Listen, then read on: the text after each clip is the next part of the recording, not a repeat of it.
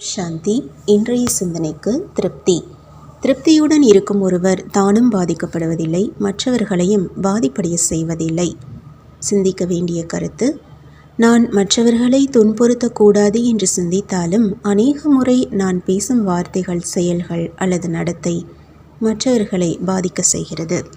சூழ்நிலையை பற்றி நான் மிகவும் சந்தோஷமாக இருக்கின்றேன், ஆனால் மற்றவர்கள் அவ்வாறு இல்லை.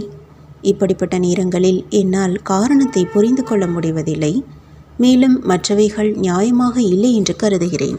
செயல்முறை: மற்றவர்கள் என்னிடம் திருப்தியற்று இருக்கும்போது என்னை நான் சோதிப்பது அவசியம்.